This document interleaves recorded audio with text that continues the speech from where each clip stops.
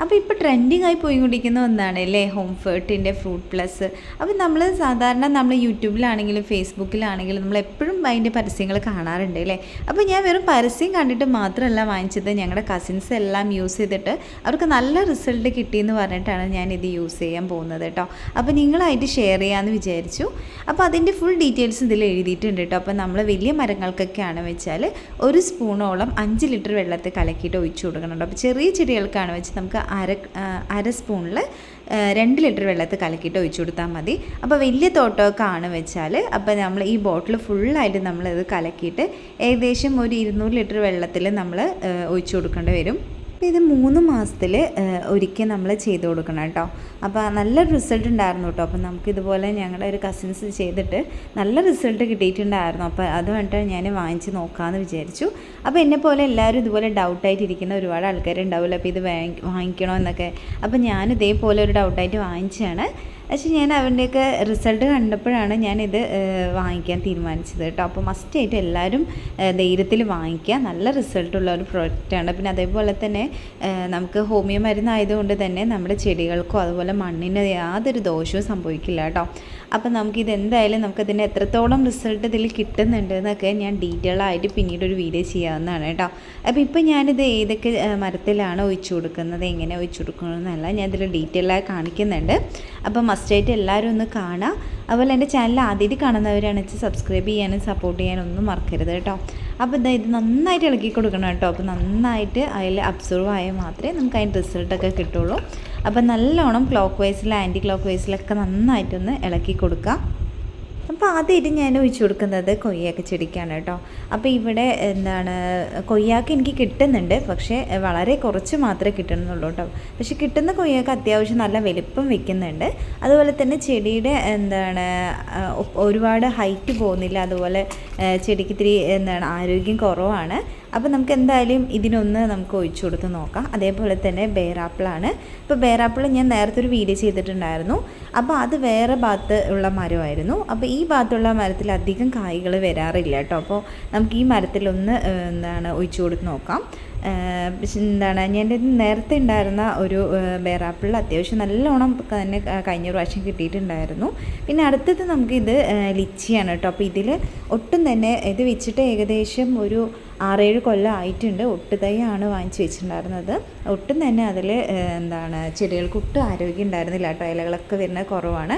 അതുപോലെ ഇത് മാംഗോസ്റ്റൂവും ഏകദേശം 6-7 കൊല്ലം ആയിട്ടുണ്ട്. ഇത് പൂക്കാനോ കായ്ക്കാനോ ഒന്നും തുടങ്ങിയിട്ടില്ല. അതുപോലെ വളർച്ചയും ഏകദേശം ഇത്രയും എത്തിയിട്ടുള്ളൂ.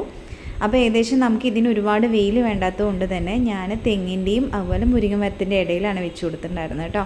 പിന്നെ അതുപോലെ തന്നെ നമുക്ക് പ്ലാവുണ്ട്. ഇത് വിയറ്റ്നാം മേളിയാണ്. അപ്പോൾ അതും അത്യാവശ്യം കായ്ക്കുന്നുണ്ടായിരുന്നു. പക്ഷേ അത് കൊമ്പ് പൊട്ടി വീണതിന് ശേഷം അതിൻ്റെ കായ്ഫലം അല്പം കുറഞ്ഞിട്ടുണ്ട്. അപ്പോൾ അതിനും കൂടെ നമുക്കൊന്ന് ഒഴിച്ചു കൊടുക്കണം. അപ്പോൾ ഇത് ഏകദേശം ചെറിയ ചെടിയായതുകൊണ്ട് തന്നെ നമുക്ക് അര സ്പൂണിൽ നമുക്ക് 2 ലിറ്റർ ഒഴിച്ചു കൊടുത്താലും മതിയാവും കേട്ടോ. അപ്പോൾ നമുക്ക് എങ്ങനെയാണോ ചെടിയുടെ വലിപ്പം അതിനനുസരിച്ചിട്ട് നമുക്ക് ഒഴിച്ചു കൊടുക്കാവുന്നതാണ്.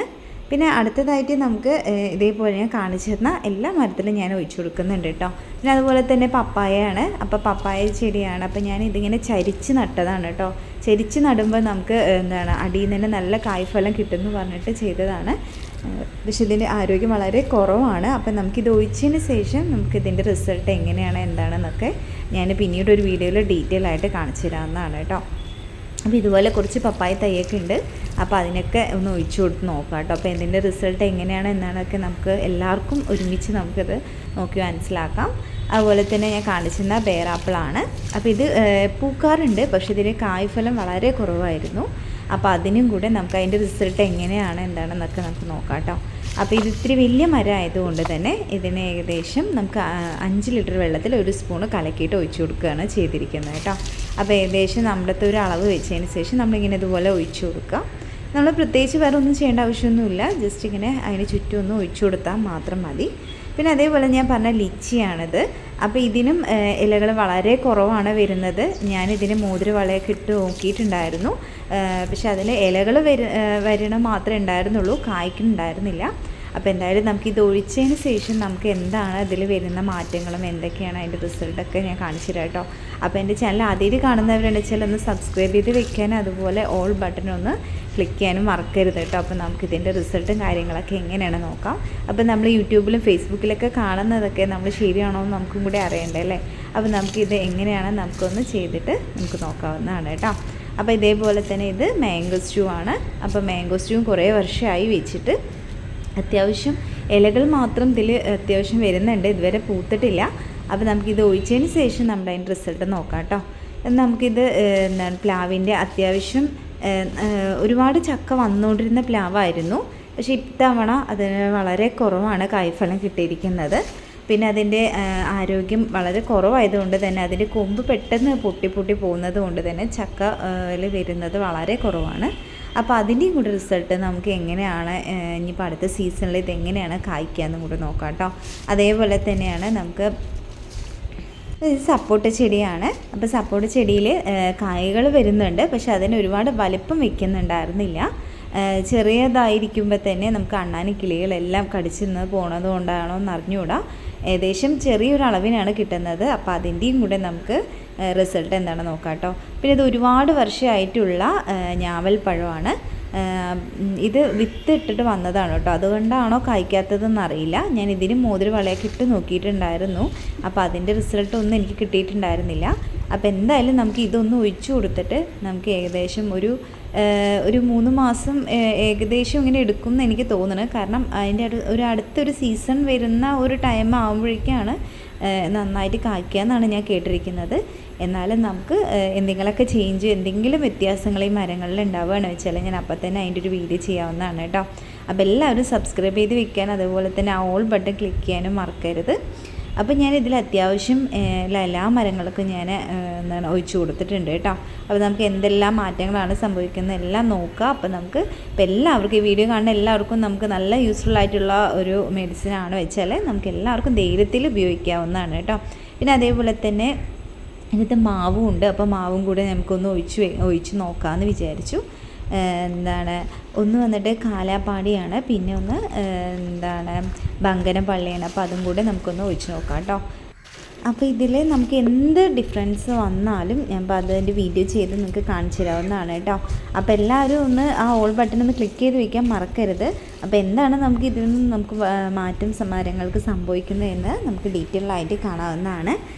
അപ്പോൾ ഇതുപോലെയുള്ള ഒരുപാട് വീഡിയോസ് ഞാൻ എൻ്റെ ചാനലിൽ ആഡ് ചെയ്തിട്ടുണ്ട് കേട്ടോ. അപ്പോൾ എല്ലാവരും മസ്റ്റായിട്ട് കാണുക. അതുപോലെ ബ്യൂട്ടി ടിപ്സ്, കിച്ചൺ ടിപ്സ്, അങ്ങനെ ഒരുപാട് യൂസ്ഫുൾ ആയിട്ടുള്ള ഒരുപാട് വീഡിയോസൊക്കെ ഞാൻ ചെയ്തിട്ടുണ്ട്.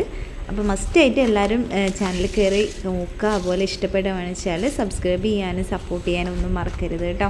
അതുമാത്രമല്ല ഞാൻ ഒരുപാട് നേച്ചുറലായിട്ടുള്ള ഒരുപാട് വളങ്ങൾ ചെയ്തിട്ടുണ്ട്. അതുപോലെ പച്ചക്കറി തോട്ടത്തിലാണെങ്കിലും ഞാൻ ഒരുപാട് നമുക്ക് വീട്ടിൽ ചെയ്യാൻ പറ്റുന്ന നമ്മുടെ പച്ചക്കറി വെച്ചിട്ടാണെങ്കിലും അതുപോലെ നമ്മൾ വെറുതെ കളയുന്ന കുറേ സാധനങ്ങൾ വെച്ചിട്ട് ഞാൻ ഒരുപാട് വീഡിയോസ് ചെയ്തിട്ടുണ്ട്.